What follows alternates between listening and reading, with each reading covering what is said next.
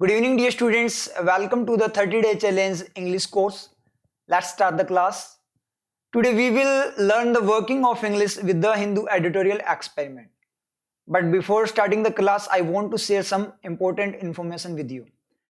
देखो, ये जो अपनी क्लास हो जाती है, जब भी अपनी रेगुलर जो क्लासेज है उसके बाद में आप लोगों ने क्लास का करना है रिवीजन. ये आप लोगों के लिए एक टाइप से आप कंपलसरी मान लीजिए, क्योंकि रिवीजन से ही आपके कॉन्सेप्ट्स क्लियर होंगे. क्योंकि जब क्लासेस चलती है उस टाइम पे अपना देखो ध्यान रहता है थोड़ा आंसर देने का भी, क्योंकि आपको जल्दी जल्दी आंसर्स भी देने होते हैं, वर्किंग वगैरह भी बतानी होती है, तभी तो अपने सीखेंगे ना, कुछ खुद से भी तो कुछ करना है. तो उस पॉइंट पे क्या रहता है कि मैं भी आपको एक्सप्लेन करता हूं, साथ ही साथ आप खुद से वर्किंग बताते हो कि इस एलिमेंट की क्या वर्किंग है, तो थोड़ा सा समझने में जो माइंड है वो थोड़ा डाइवर्टेड रहता है. हाँ, बताते हो वो बहुत प्लस पॉइंट है, वो जरूरी भी है. आपको लाइव चैट के अंदर साथ साथ वर्किंग बतानी भी है, ठीक है. तो वो भी आप लोगों के लिए जरूरी है, क्योंकि आप खुद से करोगे उसके बाद मैं बताऊंगा तभी तो ज्यादा सीख पाओगे ना. उसके बाद में जो आपका क्या रहता है, जो समझने का काम होता है, वो थोड़ा सा डाइवर्टेड हो जाता है. बहुत सारे स्टूडेंट्स क्या करते हैं, चैट को ऑफ करके भी क्या करते हैं, क्लासेस लगाते हैं, तो वो भी बेनिफिशियल है, कोई दिक्कत नहीं है. लेकिन वहां पे थोड़ा सा ये नेगेटिव पॉइंट रहता है, क्या होता है कि आप वर्किंग नहीं बताते खुद से. हाँ, मन में सोच रहे हो फिर कोई दिक्कत नहीं है, मन में सोच रहे हो तो कोई दिक्कत नहीं है, लेकिन मन में आप जो मैं बताता हूं उससे पहले अगर आप वर्किंग सोच रहे हो, तो इसका मतलब क्या है, जब मैं एक्सप्लेन कर रहा हूं उस पॉइंट पे थोड़े से डाइवर्टेड हुए ना. क्योंकि प्लस पॉजिटिव चीज तो वो भी है, पहले खुद से बताना, उसके बाद जब मैं बताऊंगा उसके साथ कंपैरिजन करना, वहां से तो आपका मतलब क्या होगा, आप स्ट्रांग बनोगे, आपके कॉन्सेप्ट बहुत ज्यादा तगड़े वाले तैयार होंगे. तो कुल मिलाकर बात यह है कि फिर 100% कॉन्सेंट्रेशन नहीं रहती, खुद से करने के लिए भी आपको टाइम देना पड़ता है. तो उसमें क्या होता है, वहां इंप्रूवमेंट तो आता है, लेकिन जो कॉन्सेप्ट्स का जो समझा जाता है, जो मैं बता रहा हूं उसमें इतनी 100% कॉन्सेंट्रेशन नहीं आती. उसके लिए आप लोगों ने क्या करना है, रिवाइज करना है क्लास को. क्योंकि वहां पे फिर पहले तो आप लोगों ने बताया, साथ में डिस्कशन चला, क्योंकि लाइव में तो यही होता है, डिस्कस होता रहता है और साथ में अपने वर्किंग बताते हैं, साथ में सॉल्यूशन मिलता रहता है, साथ में कंपेरिजन चलता रहता है. लेकिन जब रिवीजन करते हैं उस टाइम पे आपकी फुल कंसंट्रेशन रहती है कहां पे, कि वहां पे जो कॉन्सेप्ट्स है उस पे. तो रिवीजन जरूरी हो जाता है कॉन्सेप्ट्स क्लियर करने के लिए. अब रिवीजन में अपने को ज्यादा टाइम भी वेस्ट नहीं करना है, तो अपने को क्या करना है, आप लोगों ने YouTube पे एक आपको ऑप्शन मिलेगा, जब आप 3 डॉट्स हैं वहां से आप करोगे तो प्लेबैक स्पीड मिलती है वहां पे. तो आपको क्या करना है, जो वीडियो की जो स्पीड है उसको क्या करना है, इंक्रीज करना है. या तो 1.5 टाइम्स कर दो, या 2 टाइम्स, 2 गुना या 1.5 गुना आप उसको कर दो, और उसमें आप रिवीजन करो. तो आपने ऑलरेडी क्लास लगा रखी है, साथ में आपने डिस्कस भी किया था वहां पे, तो आपको मैक्सिमम कॉन्सेप्ट्स तो पता है. वहां पे थोड़ा बहुत जो कमी होगी वो वहां से अपनी पूरी हो जाएगी रिवीजन से. एक बार आप करके देखना, कुछ दिनों के लिए, 1 वीक के लिए करके देखना, ये काम देखना आप में, मतलब पहले इंप्रूवमेंट तो आप में आ रहा है, लेकिन ये करके देखना कि आप में इंप्रूवमेंट, जो पहले जो इंप्रूवमेंट आ रहा है वो कितना, मतलब एकदम से वो बूस्ट होगा, वो इंप्रूवमेंट आप में और शानदार वाला इंप्रूवमेंट आएगा. एक बार करके देख लेना, आपको पता लग जाएगा. क्लियर है? तो ये काम आप लोगों ने करना है रिवीजन क्लास का. उसके बाद में जो न्यू स्टूडेंट्स हैं उनके लिए, जो मान लीजिए जिनकी अभी हो सकता है आज फर्स्ट क्लास हो, आप लोगों ने क्या करना है, रेगुलर क्लासेस रखनी है, 30 डे चैलेंज अपने पास. तो उसके लिए आपने क्या करना है, प्लेलिस्ट में जाकर 30 डे चैलेंज वाली प्लेलिस्ट वैसे डिस्क्रिप्शन में मिल जाएगी, चैनल पे भी मिल जाएगी और डिस्क्रिप्शन में तो है ही. तो वहां पे जाकर उसका लिंक, तो वहां पे जाकर आप लोगों ने जो आपकी छूट चुकी क्लासेस है, वो रिमेनिंग क्लासेस आप लोगों ने गो थ्रू करनी ही करनी है नेक्स्ट क्लास से पहले पहले. क्योंकि आपको पता है 30 डे चैलेंज अपने लिया है, तो स्टेप बाय स्टेप चल रहे हैं. तो स्टार्टिंग की क्लासेस क्या होती है, बेस होती है. तो विदाउट बेस आप कॉन्सेप्ट्स तैयार नहीं कर सकते, इसलिए वो क्लासेस आप लोगों के लिए क्या है, कंपलसरी है. क्लियर है? समझ में आया जो बातें मैंने बताई? अब अपने स्टार्ट करते हैं क्लास को. तो एडिटोरियल यहां पे जो आपका है वो क्या है, ए ट्रांजिएंट हाई. एक ट्रांजिएंट का मतलब क्या होता है, अस्थायी, ठीक है, अनियमित, जो मतलब ज्यादा टाइम तक ना चले ऐसा. हाई का मतलब हाई पॉइंट. तो देखो टाइटल होता है वो कंप्लीट बात नहीं करता, ये जिसके लिए यूज है उसी की बात कर रहा है कि वो हाई पॉइंट पे है. ऑन जीएसटी इनफ्लो, जीएसटी के जो इनफ्लोज है, इनफ्लो का मतलब अंदर आना कोई चीज, इनफ्लोज का मतलब क्या हो गया, बहुत सारे इनफ्लो. क्या हो गया, बहुत सारे इनफ्लो, मतलब बार बार. तो कुल मिलाकर जीएसटी इनफ्लो का मतलब क्या है, जीएसटी क्या होता है, गुड्स एंड सर्विसेज टैक्स. उसका इनफ्लोज का मतलब क्या हो गया, कि जीएसटी का जो इनफ्लो हो रहा है, मतलब जीएसटी से जो आमदनी हो रही है, बार बार जो आमदनी हो रही है, उसकी ये बात यहां पे कर रहा है, इसलिए इनफ्लोज यूज किया. इनफ्लो सिंगुलर नहीं, प्लूरल यूज किया, इनफ्लोज. आगे बात करें, रिकॉर्ड जीएसटी इनफ्लोज. रिकॉर्ड का मतलब रिकॉर्ड, जो रिकॉर्ड लिए हुए, एक रिकॉर्ड बनाए हुए जीएसटी के जो इनफ्लोज है, आर का सब्जेक्ट इनफ्लोज प्लूरल, ठीक है बिल्कुल सही है। आर हार्टनिंग, वो हार्टनिंग का मतलब उत्साहवर्धक, उत्साह बढ़ाने वाले, हार्ट से रिलेटेड है, हार्टनिंग का मतलब उत्साह बढ़ाने वाले हैं। बट लेकिन ये आपकी समरी है, मैं स्पीड में पढ़ रहा हूं इसको, आगे अपने वर्किंग को डिटेल में पढ़ेंगे एडिटोरियल में। But major risk lie ahead, लेकिन जो बड़े रिस्क वगैरह हैं वो लाई अहेड, लाई का मतलब पड़े होना, आगे, आगे पड़े हुए मतलब आगे हैं, आगे जाकर रिस्क आएंगे। लाई डू लाई है जिसका सब्जेक्ट रिस्क है, मतलब प्लूरल है, इसका मतलब क्या हुआ ये आपका, मैं नेक्स्ट सॉरी क्या हो जाएगा, प्लूरल है इसलिए आपका डू लाई आएगा। तो यहां वाले आर का सब्जेक्ट इनफ्लोज और लाई का सब्जेक्ट क्या है, रिस्क है, ये अपने को पता लग गया समरी में। डिटेल्ड अब देखें थोड़ा सा, तो ध्यान से देखना, देखो रिस्क आप देखोगे तो आपको क्या लगेगा ऐसे, क्योंकि रिस्क आपका एक्शन भी होता है और नाउन भी होता है, जोखिम। रिस्क ही टेक्स रिस्क तो नाउन हो गया, ही रिस्क हिज लाइफ, वो अपनी लाइफ को रिस्क में डालता है, तो डायरेक्ट आपका एक्शन हो गया। अब पता कैसे लगेगा, पता ऐसे लगेगा कि आपके माइंड में सारी वर्किंग चलनी चाहिए। अपने को नहीं पता ना, कोई पर्सन आ रहा है, जैसे मान लीजिए कोई भी एक एग्जांपल जो अपने पहले ही लिया था वो वाला एग्जांपल मैं फिर से लूंगा, क्योंकि वो शानदार वाला एग्जांपल है। वर्किंग का कैसे पता लगता है, जैसे मैं डायरेक्ट स्पीड में बता देता हूं कि ऑलरेडी मैं बता चुका हूं, वो शानदार वाला एग्जांपल है। अभी जैसे लॉकडाउन चल ही रहा है, आपको पता है, तो शादी वगैरह में भी इतने लोगों को अलाउ नहीं किया जा रहा, ठीक है। तो यहां पे अपने बात करें तो उस एग्जाम्पल के अकॉर्डिंग मैं थोड़ी सी बात करूंगा आप लोगों के साथ। तो देखो पुलिस वाला है कोई, और ड्रेस के अंदर है, पुलिस ड्रेस के अंदर है, ठीक है। पुलिस वाला पुलिस ड्रेस में आया, आपकी जो पार्टी चल रही है उसके अंदर, तो आपके माइंड में आप वहां पे अटेंड करने गए हो, जो पार्टी वगैरह चला, खाने पीने का जो शादी वगैरह के अंदर, तो वहां आप खड़े हो, आप वहां पे खाना खा रहे हो, तो आपने उसको अंदर आते हुए देखा, तो आपके माइंड में उसकी दो वर्किंग आएगी, कोई फिक्स नहीं है, दो वर्किंग, या तो ये चेकिंग करने आए हैं या फिर ये क्या करने आए हैं, मतलब या तो चेकिंग करने या फिर इसको इनवाइट किया, ये फ्रेंड वगैरह होगा या कोई रिलेटिव होगा या कोई जानकार होगा, या फिर ये यहाँ पे जिमने आया। ये दो चीजें आपके माइंड में आएगी।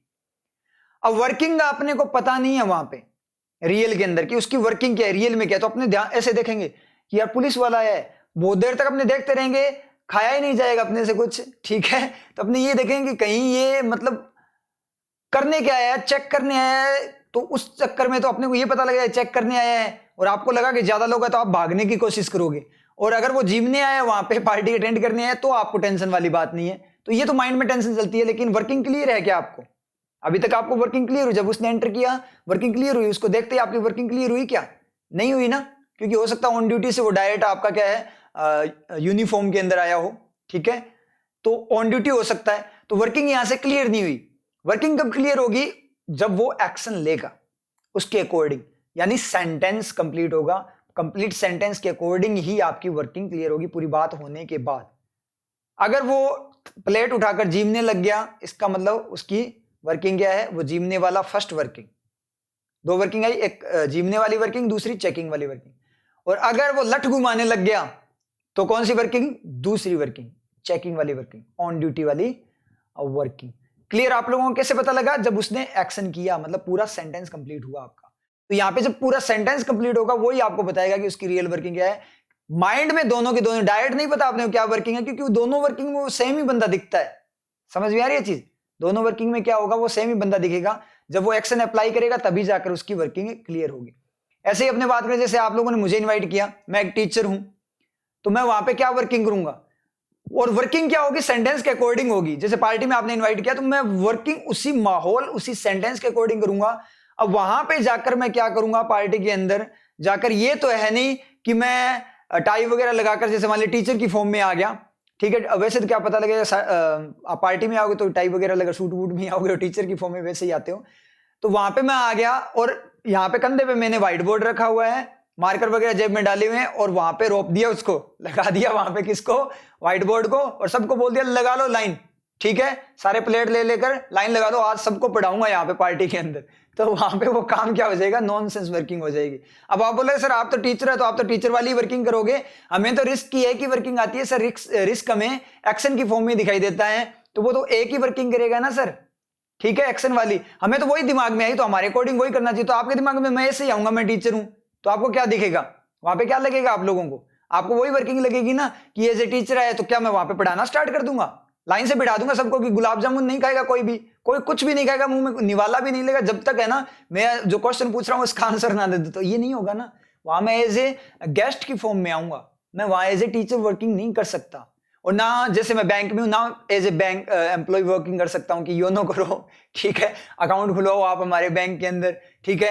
वहां पे लोन करने लग गया मैं, तो वो होम लोन वगैरह नहीं दूंगा, मैरिज लोन भी नहीं, कुछ ही नहीं दूंगा मैं वहां पे मैं एज ए गेस्ट आऊंगा। समझ में आ रही है चीज? वो वर्किंग वहां बैंक में मेरी अलग वर्किंग रहेगी, जब मैं पढ़ा रहा हूं तो मेरी अलग वर्किंग रहेगी, और जब मैं पार्टी में हूं तो मेरी अलग वर्किंग रहेगी। तो हर वे में मेरी वर्किंग क्या हो रही है, चेंज हो रही है, किसके अकॉर्डिंग, सेंटेंस के अकॉर्डिंग। ये रियल कॉन्सेप्ट है। क्लियर हो आप लोगों के? अब स्टार्ट करते हैं अपने इसको। तो यहां पे आपका क्या है, रिस्क्स, यहां पे नाउन है। स्टार्ट करते हैं एडिटोरियल को, सेंटेंस पढ़ना स्टार्ट करें। इंडियाज जीएसटी रिजिम, माइंड में पिक्चर बननी चाहिए साथ साथ आपके। इंडिया जीएसटी रिजिम, इंडिया का जो जीएसटी रेजिम, रेजिम का मतलब क्या होता है, पद्धति, व्यवस्था, सिस्टम है। कुड नॉट हैव होप्ड, वो होप उम्मीद नहीं कर सका होगा। यहां क्या बोलेंगे, इसको हिंदी में बोलने का तरीका बता दूं, कर सका। कुड का मतलब सकना, सकना मतलब एबिलिटी को बताता है, सकता वगैरह। हैव का मतलब सका होगा, ऐसा हुआ है या हुआ होगा, मतलब उस पॉइंट तक खींच कर ला रहा है। समझने के लिए टाइमलाइन ड्रॉ करते हैं अपने, यहां लास्ट में आपको दिखाई दे रहा होगा, ये है अपनी टाइमलाइन। मैं समझा देता हूं यहां पे आपको, शानदार वाला फोकस्ड रहो। देखो वीडियो में टाइम लगता है तो उसमें मतलब ऐसे भागने की कोशिश मत किया करो कि सर आप बहुत स्लो पढ़ाते हो। स्लो नहीं पढ़ा रहा हूं आप लोगों को, मैं आपके कॉन्सेप्ट्स क्लियर कर रहा हूं, क्योंकि 30 डे चैलेंज है ना अपना, कॉन्सेप्ट्स ज्यादा इंपॉर्टेंट है, पढ़ तो आप खुद भी लोगे, ठीक है। तो कॉन्सेंट्रेट करना। ये पॉइंट है अपना टाइमलाइन का। मैं यहां पे मार्कर चेंज करता हूं एक बार।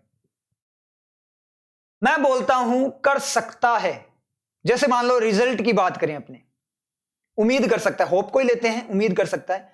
ही कैन होप, वो उम्मीद कर सकता है, पॉजिटिव रिजल्ट की उम्मीद कर सकता है क्योंकि उसने अच्छी स्टडी की है। तो इस पॉइंट पे उम्मीद कर सकता है क्योंकि उसने बहुत अच्छे वाली स्टडी की है।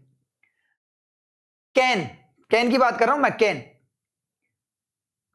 कुछ दिनों बाद रिजल्ट आने वाला है, तो उस पॉइंट पर कुछ दिनों बाद वो उम्मीद कर सकता है कि उसका पॉजिटिव रिजल्ट आएगा, ये उम्मीद कर सकता है आगे। तो कैन आपका प्रेजेंट के लिए भी यूज हो सकता है और कैन आपका फ्यूचर के लिए भी यूज हो सकता है। क्लियर आप लोगों को समझ में आया? कैन। मैक्सिमम, मिनिमम की बात करें तो होता है आपका कुड, ठीक है। उसने स्टडी तो इतनी अच्छी नहीं की, लेकिन फिर भी आज जो रिजल्ट आना है या फिर जो रिजल्ट आ रहा है उसके लिए वो थोड़ी बहुत उम्मीद तो कर सकता, सकता बोल रहा हूं मैं, एबिलिटी बता रहा हूं यहां पे, वो ऐसा उम्मीद कर सकता है। तो कैन होप, उम्मीद कर सकता है, एबिलिटी है उसकी कि मतलब थोड़ी बहुत उम्मीद कर सकता है। तो कुड क्या आएगा, कुड। उसने मतलब इतनी ज्यादा स्टडी, इतनी ज्यादा मेहनत तो नहीं की थी, लेकिन फिर भी जो कुछ दिन बाद रिजल्ट आने वाला है उसमें थोड़ी सी उम्मीद कर सकता है, क्या पता बाय लक उसका हो जाए। तो कुड होप, फिर से कुड होप, मिनिमम। तो कुड आपका प्रेजेंट के लिए भी यूज हो सकता है और फ्यूचर के लिए भी यूज हो सकता है। सेम, ये तो बात कर रहे हैं अपने कैन और कुड की, मैक्सिमम और मिनिमम पे। जब पास्ट में पॉसिबिलिटी की सॉरी एबिलिटी की बात करते हैं तो कुड ही आता है, कैन ही कुड बन जाता है, ठीक है। कुड की 3 हो गई ना यहाँ पे। तो कुड क्या होता है, प्रेजेंट के लिए भी यूज होता है, फ्यूचर के लिए भी और पास्ट के लिए भी यूज हो सकता है। याद रखना, इसको लिख लेना, आप नोट डाउन कर लो अपनी नोटबुक में इस चीज को। तो कुड यहां पे पास्ट में अपने गए, तो कुड वो कर सकता था, उसने अच्छे वाली मेहनत की थी, बहुत अच्छी मेहनत की थी। मिनिमम मैक्सिमम दोनों को ही बताएगा। वहां पे वो मतलब जब पिछली बार रिजल्ट आया था उस टाइम पे मतलब उसकी मेहनत तो बहुत अच्छी थी, इसलिए वो उस पॉइंट पे क्या कर सकता था, अच्छी उम्मीद कर सकता था पॉजिटिव रिजल्ट की। बाई चांस रिजल्ट आया ही नहीं, कोई सर्कमस्टेंसेस ऐसे हो गए, लेकिन उस दिन जब रिजल्ट आना था उस पॉइंट पे वो अच्छी क्या कर सकता था, मतलब पॉजिटिव होप उम्मीद कर सकता था। Could hope. क्लियर है? समझ में आप लोगों को, समझ में आ रही है ना बात? होप कर सकता था। अब आगे बात करें, उसने क्या बोला कि वो उम्मीद कर सका होगा इस पॉइंट तक। जब पॉइंट तक खींच कर लाते हैं तो आपका होता है परफेक्ट। यहां तो वो कर सकता था या कर पाया था, कर सकता था या कर पाया था। अब इस बात को बोलेंगे कि वो उम्मीद कर पाया है इस पॉइंट तक, मतलब उसकी स्टडी इतनी शानदार वाली थी कि वो उतने कंटिन्यूटी इतनी तगड़े वाली थी कि वो अब तक उम्मीद कर सका है। तो पहले पास्ट में जो उम्मीद थी उसको अब तक बनाए हुए है।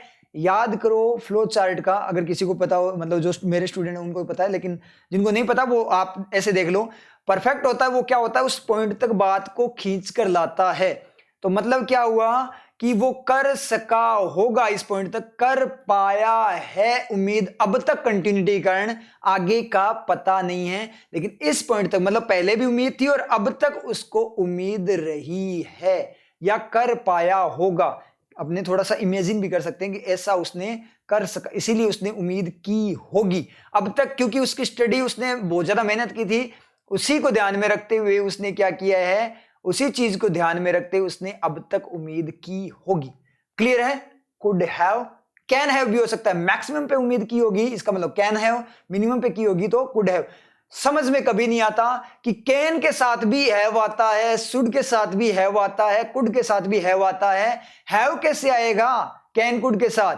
ये तो कोई लॉजिक ही नहीं है। कैन तो डायरेक्ट ही बोलता है कर सकता है, लेकिन कुड हैव का मीनिंग क्या है? बहुत सारे स्टूडेंट्स को नहीं पता कुड हैव का मीनिंग क्या है, कैन हैव का मीनिंग क्या है। अब पता लग गया, आई थिंक आप लोगों को क्लियर हो गया ना।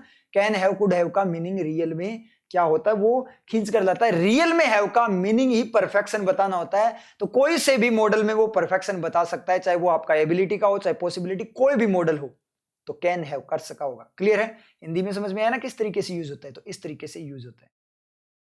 आगे अपने पढ़े क्या बोलना चाहता है, होप्ड फॉर ए बेटर, किसके लिए उम्मीद कर सका, नहीं कर सका होगा, रेजिम, नॉट है ना, नहीं, अपनों ने हैव की फॉर्म में पढ़ा, तो रेजिम है जो सिस्टम है वो उम्मीद नहीं कर सका होगा फॉर ए, किसके लिए, एक बेटर स्टार्ट के लिए, अच्छे स्टार्ट के लिए। पहले बेटर का मतलब पहले कंपैरिजन में अच्छे स्टार्ट के लिए, टू इट्स 5th ईयर। अब ये टू की दो वर्किंग, मॉडल और आपका क्या होता है प्रीपोजिशन। तो इसके बाद में नाउन टाइप चीज है, एक्शन नहीं है, इसलिए ये प्रीपोजिशन है, डायरेक्शन को बताएगा किसकी तरफ, अपने 5th ईयर की तरफ। इट्स स्टार्ट, एक अच्छे स्टार्ट के, स्टार्ट एक्शन भी होता है और नाउन भी होता है।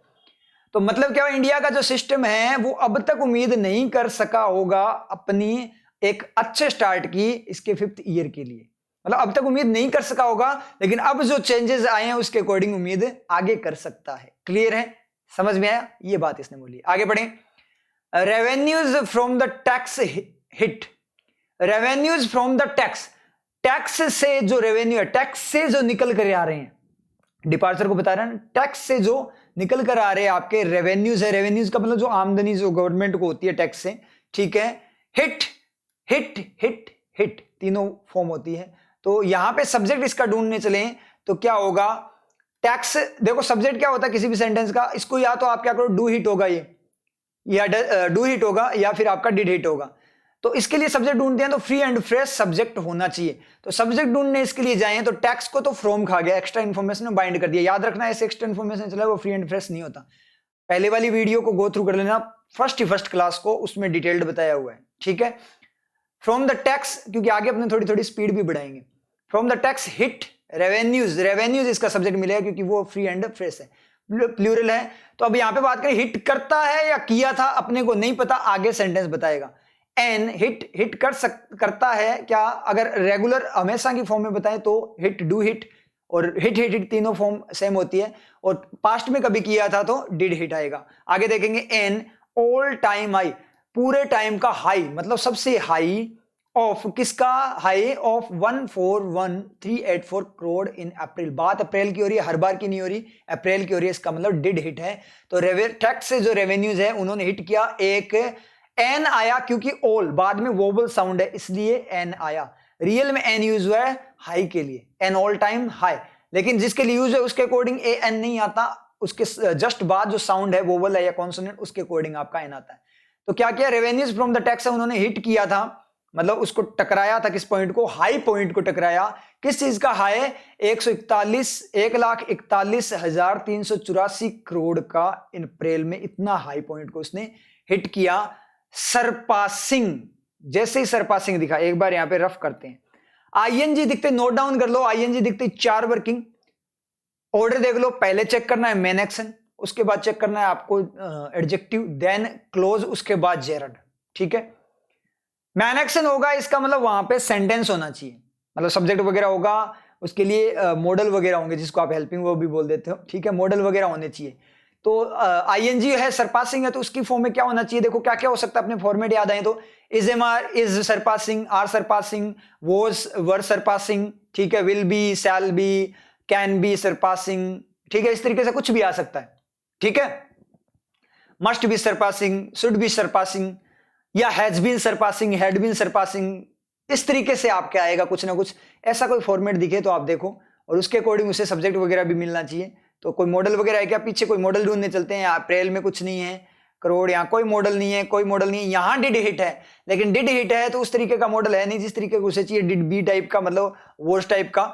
और वैसे भी डिड हिट का सब्जेक्ट रेवेन्यूज है, तो रेवेन्यूज ऑलरेडी खाया हुआ है, तो इसके लिए कोई सब्जेक्ट भी नहीं है। इसका मतलब मेन एक्शन तो ये नहीं है। बचता है उसके बाद में एडजेक्टिव की बारी आती है।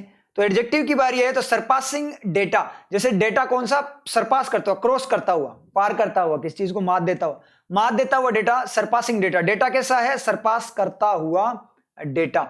तो इस तरीके से ये बात करेगा। तो सरपासिंग डेटा यहां पे है नहीं। क्यों? सरपासिंग डेटा तो होगा, लेकिन सरपासिंग उस तरीके से बात करें, सरपासिंग डेटा में मैंने ये एग्जांपल दिया है कि जैसे सरपासिंग डेटा, सरपास करता हुआ डेटा, इस तरीके से। तो यहां सरपासिंग एडजेक्टिव बनेगा, तो जिसके लिए यूज है वो सरपास करने वाली कोई चीज होगी। तो चीज होगी तो उसके बाद में नाउन आनी चाहिए ना, एडजेक्टिव होगा तो एडजेक्टिव होना चाहिए, नाउन। लेकिन आगे लगा हुआ है द, और द का क्या करता है? अलग से नाउन को स्पेसिफाई करता है। तो द अलग से स्पेसिफाई करेगा तो द इसको क्या कर देगा? अलग सेपरेट कर देगा आगे की बात को। तो ये सरपासिंग आगे जाकर किसी भी डिपेंड नहीं हो पाएगा, किसी नाउन के साथ एडजेक्टिव बन नहीं पाएगा।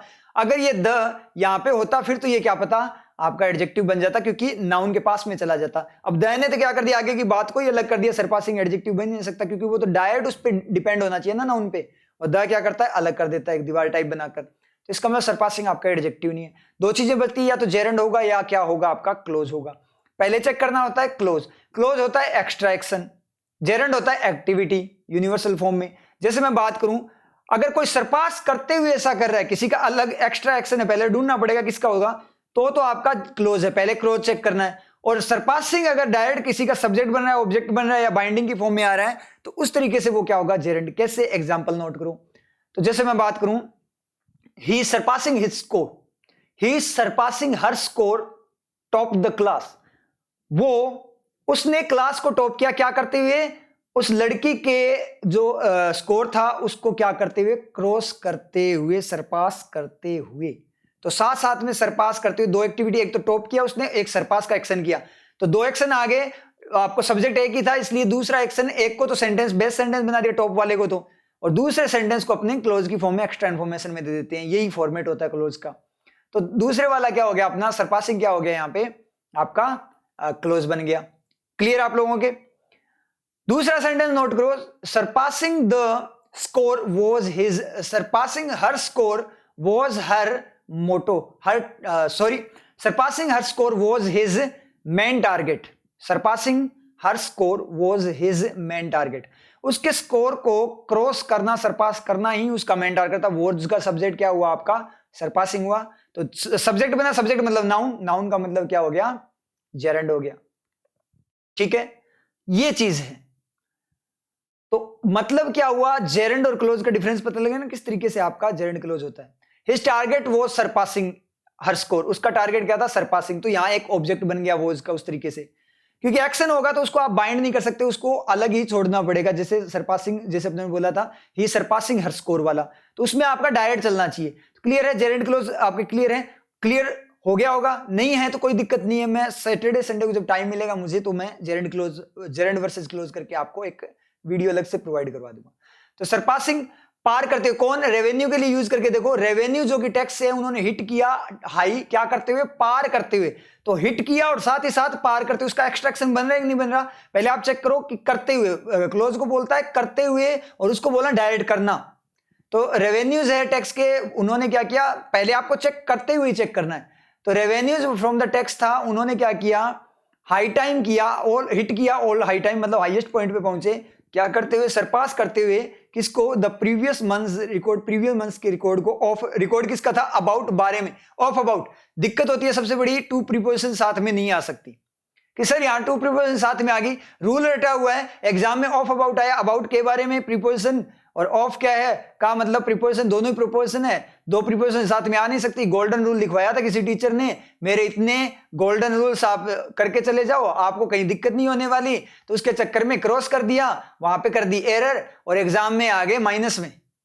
कर लो golden rules, golden platinum rules, कुछ नहीं होता, क्योंकि अबाउट की दो वर्किंग होती है ना, वो दोनों वर्किंग माइंड में रहनी चाहिए, आपके वर्किंग माइंड में रहनी चाहिए। अबाउट के बारे में बताता है और अबाउट लगभग के बारे में, लगभग भी बताता है। तो surpassing the previous months record of about, लगभग पढ़कर देखना, के बारे में होता तो गलत होता कि 1.24 लाख करोड़ रुपीस के बारे में का रिकॉर्ड, के बारे में का रिकॉर्ड, दो बातें थोड़ी हो सकती है।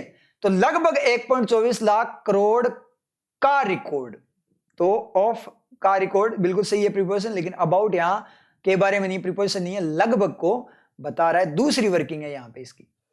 तो मतलब क्या निकला, पूरी बात को पढ़े, रेवेन्यूज जो है उन्होंने ऑल टाइम हिट किया, हाई हिट किया 1,41,384 करोड़ के साथ अप्रैल में, पास करते हुए पिछले मंथ के जो रिकॉर्ड था, जो क्या था 1.24 लाख करोड़ का था, उसको पार करते हुए।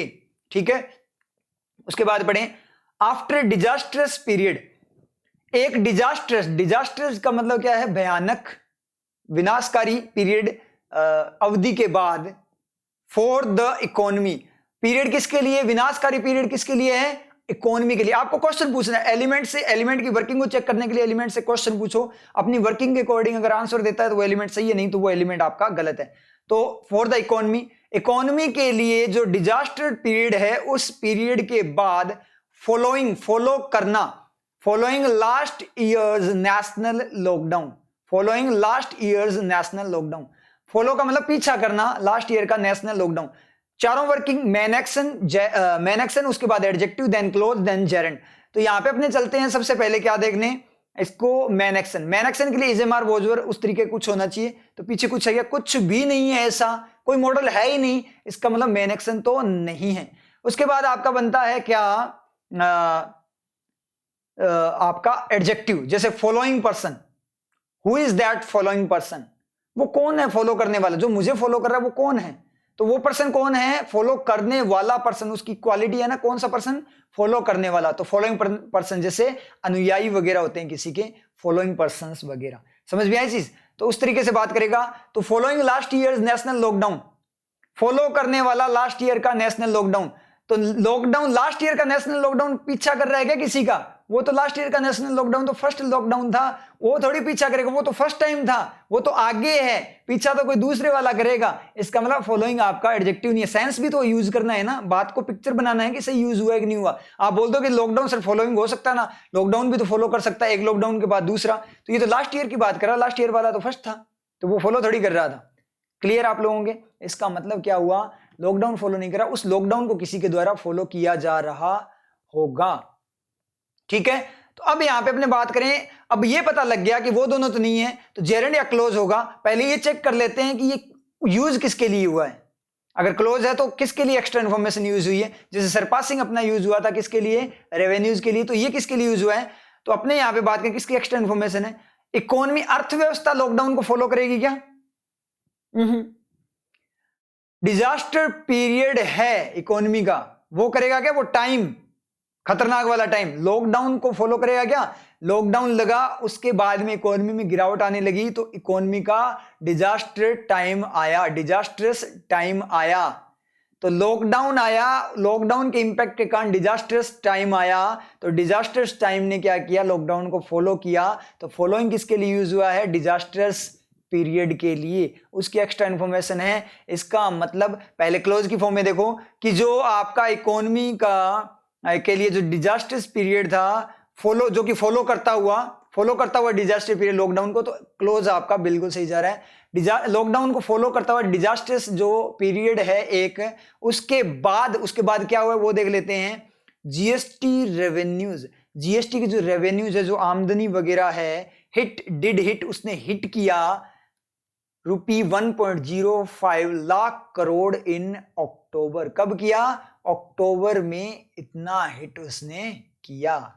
ठीक है, उसने इतना हिट किया, मतलब लॉकडाउन की डिजास्टर पीरियड को इकोनॉमिकली डिजास्टर पीरियड है उसको फॉलो करता हुआ जो लॉकडाउन है, लॉकडाउन को फॉलो करता हुआ जो डिजास्टर्स पीरियड है, उस पीरियड उस टाइम के बाद, मतलब जो जितना टाइम था लॉकडाउन का, उसके बाद जीएसटी रेवेन्यूज ने 1.05 लाख करोड़ का अक्टूबर में हिट किया, मतलब उस आंकड़े को छुआ, and have shown A steady uptick, uptick का मतलब बढ़ोतरी, एक स्टेडी का मतलब लगातार नियमित बढ़ोतरी को शो किया, प्रदर्शित कर चुका है सिंस देन, तब से। देखना यहां पे ये अपनी टाइमलाइन, ये नाउ का पॉइंट है, यहां से अपने शुरू करें, ये अब का पॉइंट है टाइमलाइन पे।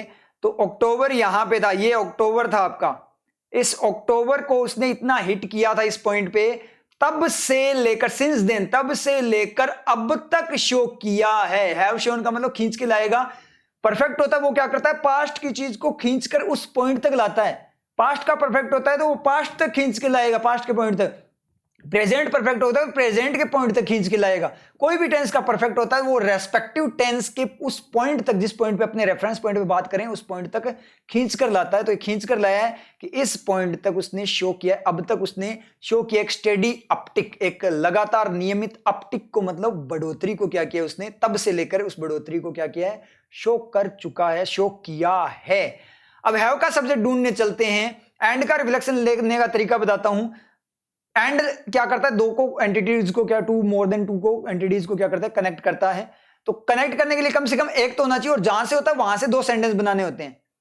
तो यहां से लेंगे इन से होगा तो एक यहां से सेंटेंस बनेगा, दोबारा से रफ करके फिर करते हैं दोबारा। तो देखो इन से अपने लेंगे तो एक तो यहां से इधर एक सेंटेंस ऐसे बनेगा, और दूसरा सेंटेंस यहां से दो सेंटेंस को कनेक्ट करेगा, दो बातों को कनेक्ट, दो चीजों को कनेक्ट करेगा।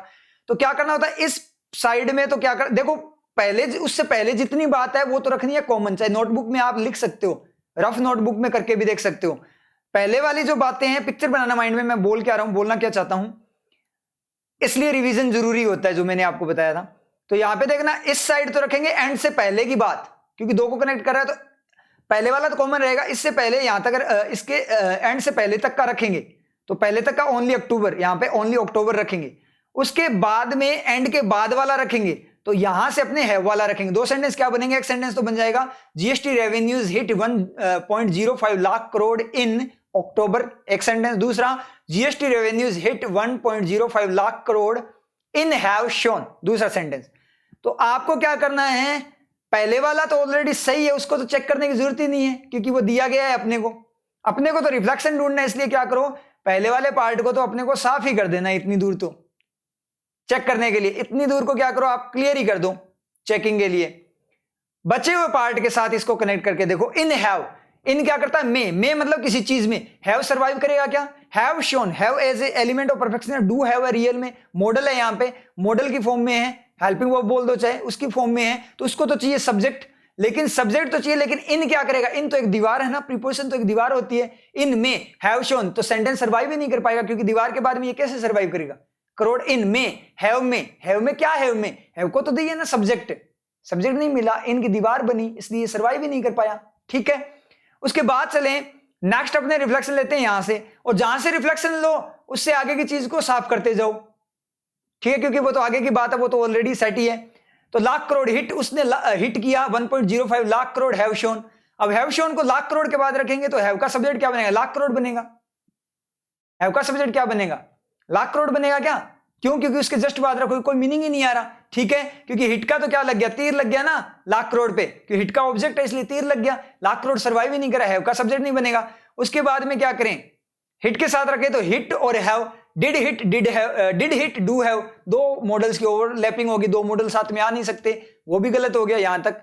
अब यहां पे चेक करना, GST revenues have shown, GST revenues show कर चुके हैं, हैव का सब्जेक्ट जीएसटी रेवेन्यूज, तो एंड का रिफ्लेक्शन जीएसटी रेवेन्यूज के बाद में। आप बोलोगे सर जीएसटी रेवेन्यूज तो ऑलरेडी हिट के साथ जा चुके हैं, वो तो फ्री एंड फ्रेश है नहीं, तो हैव का सब्जेक्ट कैसे बन गया, ये एंड बना देगा। दोबारा से देखें अपने रफ करके, कौन बना देगा, एंड। एंड काम ही क्या करता है, मोर देन टू को कनेक्ट करता है, टू और मोर देन टू को कनेक्ट करता है। तो इसने दो, ये डिड हिट और ये डू हैव, दो मॉडल्स को कनेक्ट किया है, एक ही सब्जेक्ट के लिए दो चीजों को लाकर रखा है। काम उसका यही होता है, एक दो तीन चीजों को देना। तो उसने जीएसटी रेवेन्यूज को दो सेंटेंस दिए हैं, टू मॉडल्स दिए हैं, दो सेंटेंसेस दिए, क्या, एक तो हिट वाला और एक हैव वाला। क्लियर हुआ आप लोगों के? इस तरीके से रिफ्लेक्शन ढूंढना होता है। अभी स्लो लग रहा है लेकिन अपने आप आपकी स्पीड बनेगी, आपको देखते पता लग जाए कहां से रिफ्लेक्शन है। तो मैंने बता दिया डिटेल में है एंड का रिफ्लेक्शन कैसे ढूंढना होता है। उसके बाद इन टैंडम, किसमें? टैंडम, टैंडम का मतलब होता है अनुबद्ध, उस तरीके से बोलते हैं अपने, मतलब क्या होता है, एक के बाद एक, एक के बाद एक। इन टैंडम क्रमबद्ध, क्रमबद्ध फॉर्म में, एक के बाद एक। इन टैंडम विद होप्स, उम्मीद के साथ एक के बाद एक, मतलब एक के बाद एक ऐसे इंसिडेंट्स होते गए। ऑफ ए, उम्मीद किसकी, उम्मीदें किसकी? ऑफ ए सस्टेन्ड रिकवरी की, बहाली की, और सस्टेन्ड कायम जो बनी रहे, ऐसी बहाली की उम्मीदों के साथ टेंडेम में जीएसटी रेवेन्यूज ने क्या किया है? शो किया है अपटिक को तब से। तो मतलब क्या बोलना चाहता है? क्रमबद्ध फॉर्म में एक के बाद एक, मतलब अक्टूबर के बाद से इसने हमेशा बढ़ोतरी ही बढ़ोतरी दिखाई है। ये ले बढ़ोतरी यहां पे, उसके बाद फिर बढ़ोतरी, फिर बढ़ोतरी, फिर बढ़ोतरी, फिर बढ़ोतरी, और अब तक बढ़ोतरी अपटिक ही किया है। किस? एक के बाद एक में, एक के बाद एक उम्मीद के साथ। ठीक है, इस तरीके से इसने बोला। क्लियर आप लोगों को समझ में आया? तो ये बात इसने बोली। कंप्लीट बात क्या है? पूरा सेंटेंस देखो कितना बड़ा सेंटेंस, आफ्टर से स्टार्ट होगा। आफ्टर से अपने बात करें तो पूरा सेंटेंस क्या बोला, मैं डायरेक्ट मीनिंग बताता हूं कि जो नेशनल लॉकडाउन को फॉलो करते हुए इकोनॉमी के लिए जो आपका डिजास्टरस पीरियड था, उसके बाद जीएसटी रेवेन्यूज ने, उस पीरियड के बाद जीएसटी रेवेन्यूज ने अक्टूबर में हिट किया था इतने लाख करोड़ का, और उसके बाद से अब तक उसने हर बार बढ़ोतरी बढ़ोतरी दिखाई है उम्मीदों के साथ, क्रमबद्ध फॉर्म में एक सस्टेन्ड रिकवरी की। हम रिकवरी कर रहे हैं, बहाली हो रही है, इस तरीके से। क्लियर है? चलते हैं नेक्स्ट स्लाइड पे। अब यहां पे पढ़ते हैं अपने अप्रैल्स नंबर्स। अप्रैल के जो नंबर्स हैं, संख्याएं, मतलब डेटा की बात कर रहे हैं, आंकड़े। Which are essentially driven, are का सब्जेक्ट विच, विच किसके लिए यूज है? नंबर्स के लिए। एक्स्ट्रा इंफॉर्मेशन सेंटेंस की फॉर्म में। अगर आपको सेंटेंस की फॉर्म में देना है तो आपको क्या देना पड़ेगा? सब्जेक्ट देना पड़ेगा। एक्स्ट्रा इंफॉर्मेशन एक तो क्लोज की फॉर्म में दे सकते हो आप, या फिर आप सेंटेंस की फॉर्म में दे सकते हो। डायरेक्ट इसको ड्रिवन भी लिख सकते थे आप, इतना डिलीट कर देते ना तो भी कोई दिक्कत नहीं थी। इसको डिलीट कर देते तो आपका क्या बन जाता? ये तो आपका बन जाता क्लोज केस, और सेंटेंस केस बनाना है तो आप फिर बनता sentence. Extra information sentence case में भी हो सकती है और क्लोज केस में भी, लेकिन सेंटेंस केस में क्या करना होता है? अपने को फिर वहां पे एक सब्जेक्ट देना पड़ता है। ठीक है, तो इसलिए अपनों ने जब सेंटेंस केस यूज करें तो आपको सब्जेक्ट देना पड़ेगा, जो यहां पे दिया इसने। तो विच वगैरह जो मतलब रिलेटिव प्रोनाउन सब्जेक्ट की फॉर्म में देते हैं। आर का सब्जेक्ट विच, विच जो कि क्या नंबर्स को रिफ्लेक्ट कर रहा है, प्लूरल सही है।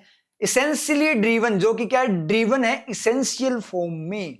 इसेंशियल का मतलब अनिवार्य रूप से, इसेंशियल अनिवार्य रूप, इसेंशियल का मतलब जरूरी, और इसेंशियली का मतलब जरूरी रूप से कोई काम करना। इसेंशियल एडजेक्टिव, इसेंशियली आपका क्या होता है? एडवर्ब होता है।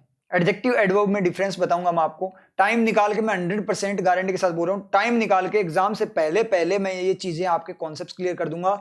जेरेंड क्लोज, ठीक है, ये आपके एडजेक्टिव वर्सेस एडवर्ब, दोनों में क्या डिफरेंस है? टू के बाद V1 वर्सेस टू के बाद आईएनजी, दोनों में क्या डिफरेंस है? क्या मतलब कब वो आता है, कब वो आता है। ठीक है, उसके बाद में आपका जैसे मान लीजिए नाउन और एडजेक्टिव में क्या डिफरेंस है, कैसे पता करेंगे, ट्रिक्स क्या है, ये सारी चीजें क्लियर कर देंगे। मैं पूरी कोशिश करूंगा बैंक के साथ टाइम निकालकर। सैटरडे संडे अब की बार ऑफ है मेरा, दोनों दिन ही, तो मैं क्या करूंगा आपको, मतलब वहां पे मैं मैक्सिमम कोशिश करूंगा कि आपको मैक्सिमम करवाने की। ठीक है, तो विच आर इसेंशियली ड्रीवन, जो कि ड्रीवन है, प्रेरित है, इसेंशियल फॉर्म में। अब यहां ध्यान देना कि सर इसेंशियल क्यों नहीं है, एडजेक्टिव क्यों नहीं है सर, एडवर्ब क्यों नहीं है? क्योंकि ये तो विच के लिए जो प्रेरित है अनिवार्य रूप से। कौन प्रेरित है? वो, तो वो मतलब नाउन है, नंबर्स के लिए यूज है, तो सर उसके लिए एडजेक्टिव आना चाहिए। नाउन के लिए तो एडजेक्टिव आता है ना। तो एक चीज हमेशा ध्यान रखना, देखो क्वालिटी, फर्स्ट टाइम क्वालिटी आती है वो आपका, यानी नाउन के लिए जो चीज के लिए क्वालिटी आती है वो एडजेक्टिव होता है, लेकिन क्वालिटी ऑफ क्वालिटी आती है वो आपकी क्या होती है? एडवर्ब। ये भी मैं आपको करवाऊंगा। कई बार बहुत सारे एडजेक्टिव एक साथ आते हैं, तो अपने क्या होता है कि अपने ये भी रटा हुआ होता है कि फर्स्ट टाइम आता है वो तो एडजेक्टिव, सेकंड टाइम आती है वो एडवर्ब। ऐसा नहीं होता, ये गलत बताते हैं आपको अगर कोई बताता है तो। First time adjective, second time adverb नहीं होता। बस यही होता है कि नाउन के लिए, कोई चीज के लिए एडजेक्टिव आता है, और क्वालिटी ऑफ क्वालिटी, जब क्वालिटी की बात करें तब एडवर्ब आती है। अगर दोबारा से उसी नाउन के लिए क्वालिटी है तो दोबारा से एडजेक्टिव आएगा। बहुत सारे एडजेक्टिव साथ में आ सकते हैं, ये मैं आपको बता दूंगा। तो एक सेंटेंस नोट करो जल्दी से नोटबुक में। ही इज ए डॉक्टर, एक सेंटेंस नोट करो, ही इज ए डॉक्टर, थोड़ा सा गैप देकर एक लाइन छोड़कर लिखना, ही is educated. First sentence he is a doctor, second sentence he is educated. अब यहां पे नोट करो आप, अच्छा बताना है, दोनों में अच्छा बताना है, अच्छी क्वालिटी बतानी है। तो देखो अच्छा जो होता है वो एडजेक्टिव में तो उसको गुड बोला जाता है, एडजेक्टिव गुड होता है और एडवर्ब वेल होता है। तो फर्स्ट वाले में अपने देखें, ही इज ए डॉक्टर, वो एक डॉक्टर है। कैसा डॉक्टर है? अच्छा डॉक्टर है। तो he is a good doctor आएगा, वेल डॉक्टर नहीं आएगा। देख लेना चाहिए, वेल डॉक्टर आता ही नहीं है, एरर है, गुड डॉक्टर आएगा। और सेकंड वाले में डायरेक्ट बताता हूं, फिर आपको कॉन्सेप्ट क्लियर हुआ। सेकंड वाले में आपका क्या आएगा? ही इज, वो क्या है? अच्छा पढ़ा लिखा है, अच्छी तरीके से पढ़ा लिखा है। तो गुड एजुकेटेड नहीं आता, वेल एजुकेटेड आता है। भाई दोनों में बात तो सेम है, ही is a doctor, he plus is plus something. दूसरे में ही is educated, he plus is plus something. Structure form में तो अपने बात करें तो दोनों सेम से लग रहे हैं। एक में गुड आ रहा है, एक में वेल आ रहा है। सर आज तक समझ में नहीं है, ऐसे कैसे? नहीं समझ में आता ना ये चीजें। क्लियर हो रही है कि नहीं हो रही आपकी बात? मैं यहां पे कॉन्सेप्ट क्लियर कर रहा हूं। Sir he is educated, he is a driver या फिर आपका डॉक्टर, कुछ भी मान लो। He is a doctor, he is educated. Sir दोनों सेंटेंस सेम से तो लग रहे हैं, लेकिन sir he is a doctor वाले में तो he is a good doctor आता है, और एजुकेटेड में सर गुड नहीं वेल आता है। ये कभी समझ में नहीं आया। तो देखो नाउन के लिए आपका एडजेक्टिव आता है, एडजेक्टिव एडवर्ब के लिए आपका क्या आता है? एडवर्ब आती है, क्वालिटी ऑफ क्वालिटी। पहले वाले में अपने देखें कि डॉक्टर क्या है, और दूसरे वाले में देखेंगे एजुकेटेड क्या है। अगर जिसके लिए यूज है वो अगर नाउन है तो आएगा एडजेक्टिव, और जिसके लिए यूज है अगर वो एडजेक्टिव या एडवर्ब है तो आएगा दोबारा से सेकंड टाइम क्वालिटी एडवर्ब। तो वो डॉक्टर है, चेक करने का मेथड क्या होता है कि नाउन है या एडजेक्टिव है। अगर डॉक्टर एडजेक्टिव है तो वेल आएगा, और डॉक्टर नाउन है तो आपका क्या आएगा? दोनों में सेम लग रहा है, ही is educated, he is doctor, दोनों सेम लग रहे हैं, लेकिन डॉक्टर नाउन होता है, एजुकेटेड आपका एडजेक्टिव होता है। पता कैसा करेंगे ये भी तो पता होना चाहिए ना आप लोगों को। तो मेथड वही है, पहले क्वेश्चन पूछना है कैसे, और दूसरा कैसा, दूसरा क्वेश्चन क्या, कैसा कैसी पूछना है। दूसरा क्वेश्चन क्या पूछना है, क्या, पहले कैसा पूछना है, अगर कैसा का आंसर आ जाए उसके बाद ही क्या पूछना है, ठीक है। तो अपने यहां पे बात करें कि वह कैसा है, डॉक्टर है, फीलिंग आई? वह कैसा है, डॉक्टर है, वह कैसा है, डॉक्टर है, फीलिंग आई? वह कैसा है, डॉक्टर है, नहीं आई। वह कैसा है, डॉक्टर जैसा है, हाँ अब फीलिंग आई। लेकिन वहां लाइक डॉक्टर नहीं है ना, वहां तो सीधा डॉक्टर है, तो डॉक्टर को सेटिस्फाई करना है ना। तो वह कैसा है फीलिंग नहीं दे रहा, मतलब एडजेक्टिव नहीं है वो डॉक्टर। वह क्या है, डॉक्टर है, फीलिंग दे रहा है, मीनिंग दे रहा है, आंसर आ रहा है, क्वेश्चन का बिल्कुल वैलिड आंसर आ रहा है, फीलिंग के साथ आ रहा है, तो मतलब वो नाउन है। तो डॉक्टर नाउन है, और डॉक्टर कैसा है, अच्छा है। तो नाउन की क्वालिटी, डॉक्टर कैसा मतलब नाउन कैसी, तो इसलिए गुड। एजुकेटेड, वह कैसा है, पढ़ा लिखा है, डायरेक्ट पढ़ा लिखा ही तो है ना। वहां पे डॉक्टर था, वह कैसा है, डॉक्टर है, नहीं आया। वह कैसा डॉक्टर जैसा है, लेकिन वहां डॉक्टर जैसा नहीं था, वहां डॉक्टर था, ही इज डॉक्टर था, ही इज लाइक डॉक्टर नहीं था। यहां पे वह कैसा है, एजुकेटेड है, आया नहीं आया, फीलिंग आई कि नहीं है, क्वेश्चन का आंसर फीलिंग के साथ आया कि नहीं आया, पॉजिटिव फीलिंग, बिल्कुल सही फीलिंग के साथ आया कि नहीं आया। वह कैसा है, पढ़ा लिखा है, आया तो ना। तो कैसा का आंसर आया, कैसा का आंसर आया, इसका मतलब क्या, एडजेक्टिव।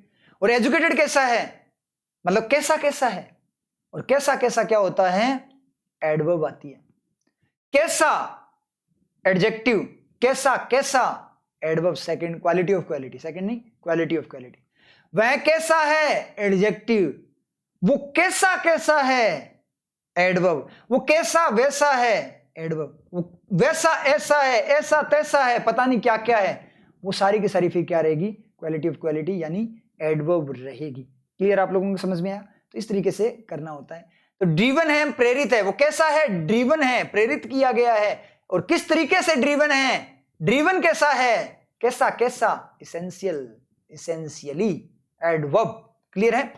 तो विच आर इसेंशियल ड्रीवन, जो ड्रीवन है प्रेरित किए गए, जिनको मतलब ले जाया गया है किसी के द्वारा, बाय, किसके द्वारा, बाय द ट्रांजैक्शंस इन मार्च, मार्च में ट्रांजैक्शंस के द्वारा जो लेन देन हुआ उसके द्वारा ड्रिवन किया गया नंबर्स को। मतलब जो आंकड़े अप्रैल में आए इतने बढ़कर, वो किसके कारण आए, किसके द्वारा ड्रिवन किए गए, किसके कारण उनको प्रेरित मतलब उकसाया गया, लाया गया, किसके द्वारा ड्राइव किया गया, चलाया गया उनको, किसके कारण हुए, उन मार्च में जो लेन देन हुए उनके द्वारा किए गए, वर बोल्स्टर्ड, वर बोस्टेड का मतलब होता है सहारा दिया गया। वर बोस्टेड, बोस्टेड फॉर्म में थे। Did be boosted, be boosted का मतलब बोस्टेड फॉर्म में होना। बोस्टिंग होता है, इसका मतलब बोस्टर कर रहे हैं, खुद सहारा दे रहे हैं।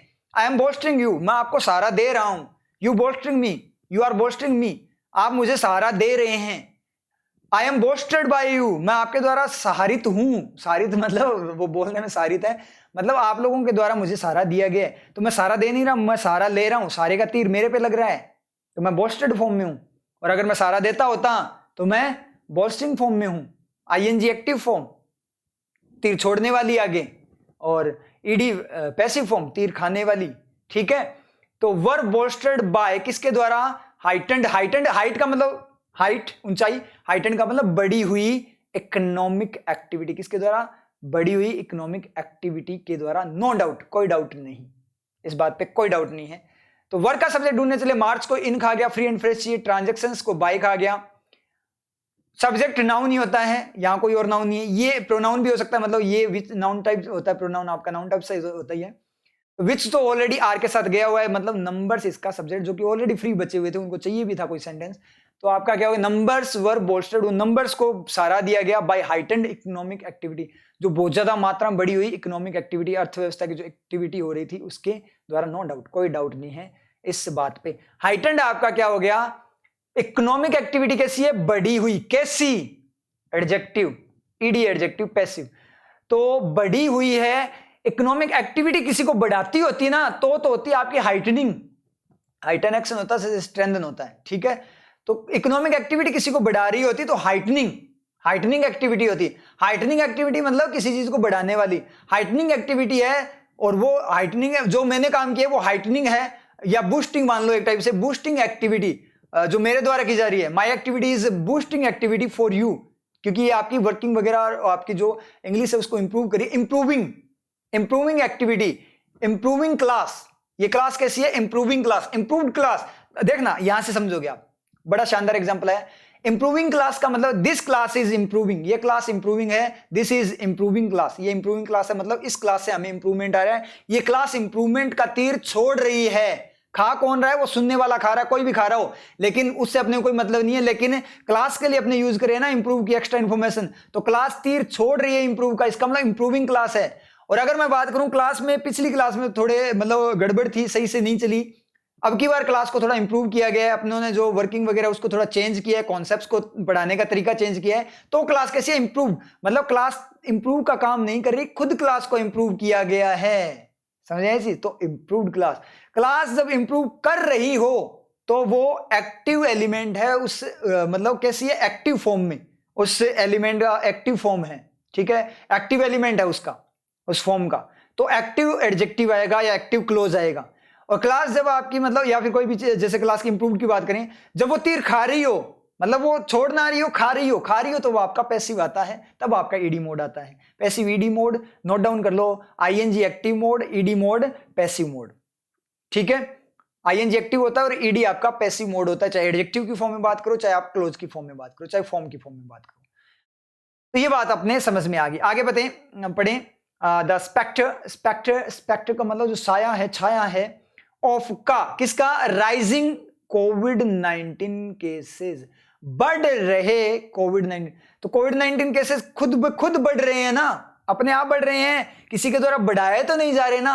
अगर बढ़ाए जाते हो तो आपका पैसिव फॉर्म में आता, लेकिन ये तो खुद क्या कर रहे हैं? बढ़ रहे हैं, खुद को खुद ही बढ़ा रहे हैं। तो ये भी एक केस होता है जब क्या होता है कि वो एक्टिव और पैसिव एलिमेंट दोनों ही वही होता है, तो वहां पे एक्टिव को कंसीडर किया जाता है, क्योंकि एक्टिव की ज्यादा प्रायोरिटी होती है, क्योंकि वो एक्टिव है, वो चुस्त है, वो एक्शन कर रहा है। जैसे the population is increasing, not is being increased. Population बढ़ाई नहीं जा रही, पॉपुलेशन इंक्रीज करी। हो सकता है किसी कंट्री में पॉपुलेशन बहुत ज्यादा कम हो, तो उन्होंने इंसेंटिव चलाया है कि पॉपुलेशन को ज्यादा से ज्यादा बढ़ाओ, तो वहां पे इज बीइंग इंक्रीज्ड आएगा। लेकिन अपनी कंट्री की बात करें तो अपने रोकने की भी कोशिश करें तो भी अपने आप क्या कर रही है? बढ़ती ही जा रही है। तो अपने आप खुद ही बढ़ाने का तीर छोड़ रही है, खुद पे ही छोड़ रही है, अपने आप चल रही है। इनफैक्ट आपके जो एनवायरमेंट ये सब बना हुआ है, तो वो वाली बात है। तो कोविड-19 केसेस कोई जानबूझकर नहीं बढ़ा रहा, किसी कोई उस पर तीर नहीं छोड़ रहा बढ़ाने का, वो अपने आप खुद को ही बढ़ा रहा है। तो एक्टिव हो गया ना, खुद को बढ़ा रहा है, खुद ही इंप्रूवमेंट लेकर आ रहे हो। इसका मतलब क्या? खुद ही इंप्रूव कर रहे हो। समझ में आ रही है चीज? तो राइजिंग यहाँ पे आईएनजी आ जाएगा क्योंकि वो खुद राइज कर रहा है। तो स्पेक्टर जो साया है किसका क्वेश्चन पूछो आए आंसर तो ठीक है, एडजेक्टिव मिला किसका, कोविड-19 केसेस का, एंड और द फियर, और जो फियर है। अब यहाँ पे देखना दोनों अलग अलग बातें होगी ना, तो यहीं से आपका मैं डायरेक्ट बता देता हूँ, यहाँ पे यहीं से आपका रिफ्लेक्शन आएगा, क्योंकि मैंने एंड का रिफ्लेक्शन लेना बताया था। अब डिटेल में वैसे नहीं बताऊंगा, फिर टाइम ज्यादा कंज्यूम होता है, तो आपको फिर खुद से कर लेना। आपको पीडीएफ मिल जाती है, आपको पीडीएफ मिल जाएगी अपने टेलीग्राम चैनल पे, पीडीएफ मिल जाएगी। वहां से आप है ना जो डिटेल में और वर्किंग करनी है तो आप डिटेल्ड और वर्किंग कर लिया करो इसके ऊपर, ठीक है। द स्पेक्टर ऑफ, और रिवीजन कर लिया करो, समझ में ना है वहां रिवीजन कर लो। और कैसे करना है, स्पीड बढ़ाकर वीडियो की। तो द स्पेक्टर ऑफ राइजिंग कोविड-19 केसेस, और जो फियर, जो डर है, of an impending lockdown. Impending का मतलब जो होने वाला है, ठीक है, होने वाला है, आगे होने वाला, जो उसके जस्ट बाद आसन बोलते हैं, जस्ट बाद वाला। इंपेंडिंग लॉकडाउन कुड ऑल्सो है, वो भी कर सका होगा, ड्रीवन, क्या कर सका होगा, ड्राइव कर सका होगा उस पॉइंट तक, जिस पॉइंट पे बात करें उस पॉइंट तक। ये मैं कुड हैव का आपको पहले क्लियर कर चुका हूं, दोबारा नहीं बताऊंगा अब, ठीक है। या इस वीडियो में दोबारा नहीं बताऊंगा, नेक्स्ट में बता दूंगा, क्योंकि यहां मैं बता चुका हूं आपको। द स्पेक्टर ऑफ राइजिंग कोविड-19 केसेस, द फियर, और जो डर है एक इंपेंडिंग लॉकडाउन का, कि आगे होने वाले लॉकडाउन का, could have also have driven, वो इस पॉइंट पर ड्राइव कर, लोगों को प्रेरित कर चुका होगा, उकसा चुका होगा, बढ़ा चुका होगा। पीपल किसको, लोगों को, टू मेक, क्या करने का पर्पज क्या है, ड्राइव करने का मतलब यहां पर वो उनको ड्राइव कर चुका होगा, और आगे जाकर वो कुछ मैक करेंगे। तो आगे के एक्शन को कनेक्ट कर रहा है किसके लिए, पीपल के लिए। कौन मैक करेगा, पीपल के लिए, पीपल का कनेक्शन कनेक्ट कर रहा है। तो किसी का कनेक्शन कनेक्ट करने के लिए जो यूज होता है मॉडल, वो मॉडल ऑफ कनेक्शन होता है, जो टू होता है। Make advance purchases in anticipation, मतलब एंटिसिपेशन का मतलब पूर्वानुमान की फॉर्म में, एडवांस परचेज मतलब पहले से ही चीजें परचेज कर लो कि कहीं आगे लॉकडाउन ना हो जाओ, उसके कारण। तो मतलब जो स्पेक्टर है किसका, एक तो राइजिंग की कोविड-19 केसेस बढ़ने का, जो बढ़ रहे हैं उसका जो डर है, साया है, और दूसरा जो डर है कि लॉकडाउन ना हो जाए, इस चीज ने लोगों को एडवांस में परचेज के लिए क्या कर दिया, ड्राइव कर दिया, मजबूर कर दिया होगा, तभी लोग एडवांस में परचेज करें। इसीलिए जीएसटी की जो इनकम है वो बढ़ती जा रही है। क्लियर, आप लोगों को समझ में आया। तो ये था अपना एडिटोरियल, बड़ा ही शानदार, बड़ा ही मस्त एडिटोरियल, और आज तो रियल में इसकी लैंग्वेज भी बहुत अच्छी थी, और अपनों ने चुटकी में अपनी वर्किंग से क्या कर दिया, इसको बिल्कुल ईजी बना दिया। तो इस तरीके से एडिटोरियल वगैरह आपके इजी बन जाते हैं, एग्जाम में भी आपको दिक्कत नहीं आएगी। आप जब आप कॉम्प्रीहेंशन वगैरह करोगे, आरसी वगैरह या कुछ भी करोगे आप कोई सा भी, तो आपको दिक्कत नहीं आएगी, और स्पीड भी रहेगी आपकी, क्योंकि जब अपने इतने डिटेल्ड में पता कर लेते हैं तो आपको देखते ही समझ में आ जाएगा कि बोलना क्या चाहता है। मैक्सिमम के तो यही होता है कि आरसी वगैरह सर एग्जाम में इतना लेवल का आता है। देखो अभी तक तो बहुत सारों ने प्री का ही एग्जाम दिया, मेंस को फेस ही नहीं किया होगा एसबीआई वाले को। जब मेंस फेस करोगे तब बड़े मजे आएंगे, तोते उड़ जाएंगे, सभी की होश उड़ जाएंगे, समझ गया ना चीज। तो मेंस का तो बहुत तगड़े वाली लैंग्वेज होती है वो, जब आपको इतनी शानदार वाली वर्किंग क्लियर है, इतनी डेप्थ में आपको एनालिसिस आता है, डेप्थ के अंदर उसका मीनिंग लेना आता है, तभी आप कर पाओगे, नहीं तो वो समझ में नहीं आएगा कि बोलना क्या चाहता है। आप पढ़ते रहोगे, हवा में से निकलता रहेगा, बस जोर लगाओ वो, ऐसे आप क्या करोगे, उस चक्कर में क्या होगा कि आप स्क्रीन पे चढ़ जाओगे, ऐसे पूरा का पूरा स्क्रीन पे आ जाओगे, यार क्या बोलना भाई, बता दे क्या बोलना चाहता है। वो बता नहीं पाएगा वहां पे, क्योंकि आपको कुछ समझ में होता ही नहीं होता। तो अपने समझ में नहीं आता और अपने क्या होता है, पूरी स्क्रीन पे चढ़ जाते हैं। आपका बस चले ना, तो वो पीसी जो होता है ना, स्क्रीन होती है, उसको नीचे डाल के उसके ऊपर बैठ जाओ आप लोग, लेकिन बैठने नहीं देते आपको। मन तो आपका बड़ा करता है कि उसके ऊपर बैठ जाएं, लेकिन बैठ जाओ ना तो वो बाहर भगा दें आपको, बाहर फेंक दे उठा के वहां एग्जामिन जो एग्जाम हॉल है उससे। इसलिए आप बैठ नहीं सकते। मन में तो आपके बड़ी आती है कि उसके ऊपर बैठ जाऊं। और ड्रॉ भी आप लोग करते हो ना, कोई भी चीज जब आप रफ वर्क करते हो, कई बार मन करता है कि जैसे मान लो रीजनिंग वगैरह में ज्यादा होता है कि उसके ऊपर ही शुरू हो जाऊं, मतलब ऊपर बैठ के पेन से शुरू कर दूं, उसको कॉपी पेन बनाने, मतलब उसको पेज बनाने की कोशिश करने लग जाते हैं। बहुत सारों का मन करता है लेकिन कर नहीं सकते आप, मजबूरी आप लोगों की, आपके अरमान मार दिए जाते हैं वहां पे, एनवायरनमेंट ऐसा होता है। तो वो वाला केस है यहाँ पे। तो वो चीज आपके नहीं आएगी, आपको स्क्रीन पे नहीं चढ़ना पड़ेगा अगर आपको इतनी डेप्थ में वर्किंग आती है, डेप्थ में एनालिसिस करना आता है। देखते ही पता लग जाएगा इसका मीनिंग क्या। करके देख लो आप ऐसा, और उसके बाद आरसीज वगैरह करके देख लेना, आपको देखते ही मीनिंग आ जाएगा, उसका पता लग जाएगा। फटाफट आप फुल स्पीड के अंदर फटाफट आप क्या करोगे, उसके आंसर्स करोगे, डायरेक्ट आप टिक करोगे सीधे ही, एक बार पढ़ते ही टिक करोगे कि हाँ इसका ये आंसर है, ये आंसर है। नहीं तो समझ में नहीं आता क्वेश्चन क्या पूछ रहा है, ऊपर से कंसंट्रेशन नहीं बन पाती।